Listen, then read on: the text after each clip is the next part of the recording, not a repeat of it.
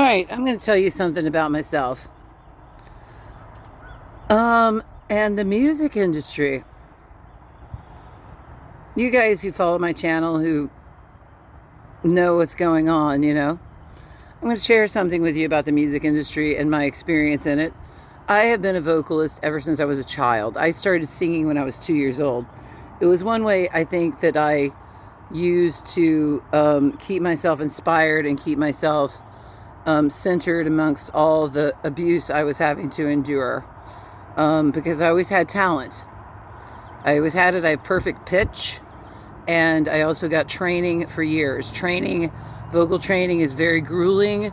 And because it's very grueling. And I did that. And I also play guitar. I play acoustic guitar, but I play like a hillbilly.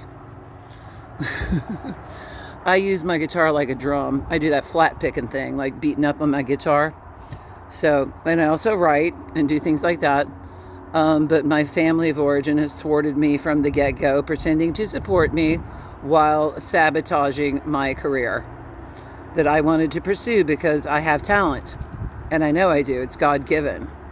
Okay? That being said, in 1990, last century, this is so weird, 1996, 97 approximately, I was doing a lot of gigs in Naples, Florida, Fort Myers, and had also done tons of gigs in Kentucky. I had played in Born Cross-Eyed, a band in Kentucky. I also played with Mandela. I played with all sorts of bands in Kentucky because a lot of people are musicians in Kentucky. And I moved down to Naples and started my own solo gig, and I was getting a lot of attention. So, and I was about in my early 20s then, naive, not knowing what the hell's going on, just wanting to move forward with my music career, and also just wanting more than anything to sing and do my thing, because I love to sing and I love to play music. I got into it because I love music. So, and I love to sing and I love to play and I love to write music. So, but then of course I was naive, didn't know. So I was offered a contract. I'm going to get in trouble on YouTube here if I talk. By this big fat dark-skinned man. Big old obese fucker. Who is still the piano player for the Neville Brothers. And he also signed the bass player who deserved a good contract. That bass player, I watched him for years. He's a friend of mine. He's a family man. He's still the bass players for the Neville Brothers too. So, and he deserved a good contract.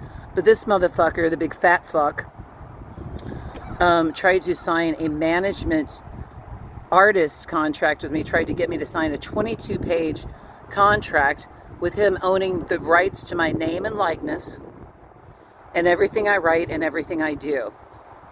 I happened to be acquaintances, I wouldn't say friends, with Glenn Frey's ex-wife, Sheila. She also holds the Grammy for writing New Kid in Town. I have no idea if she actually wrote New Kid in Town. I suppose she did. Maybe she did. But she was Glenn Frey's ex-wife, and she lived in town. And I showed her the contract, and she said, "You can't sign this." And thank God she told me this, because she really did help me. She said, "This is 22 pages long. It's only supposed to be 2 pages long. You cannot sign this."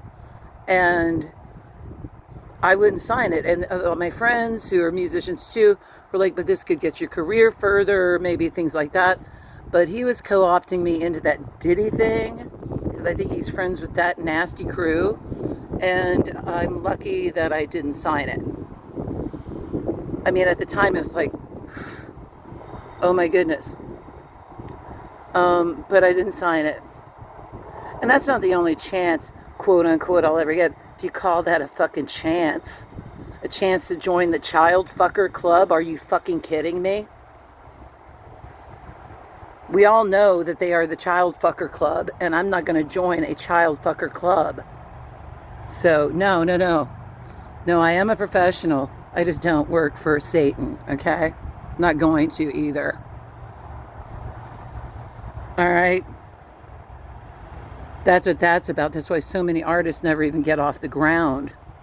So I gigged like crazy. I would do 4-hour, 5-hour shows by myself with my guitar, 4 nights a week, all over town. Regionally, I am known with my real name, regionally in Kentucky still, and also regionally. So I've got still a presence there, but haven't been able to do it much since I got hit with hurricane, which is fine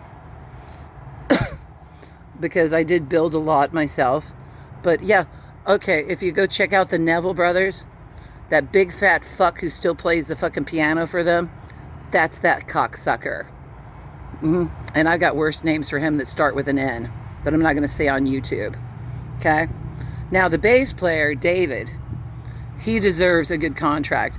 That guy would always go home. He would always go home after gigs. He was playing for the Mambo Brothers, and I was friends with the Mambo Brothers in Naples and Fort Myers. And David would always go play music and go home after the gig. He's an amazing singer, and he's an amazing bass player, and he deserved an opportunity, and I hope they didn't fuck him up in order to move him forward. But, oh yeah, that guy, the faggot fucktard, the big fat fuck, he kept on saying, this is like a marriage. This is like a marriage. Yeah, and I was like, I'm not marrying you. And I was like, he says, this is like a marriage. And, oh, Honey Badger just wants to control everything. She just wants to control everything. No, that's him. He wanted to control everything, including own my name and likeness and everything I did and said. I was like, not going to happen. There's other ways they make you sell your soul. But I'm not selling my soul. It's not for sale. Nope. Have a good day, guys.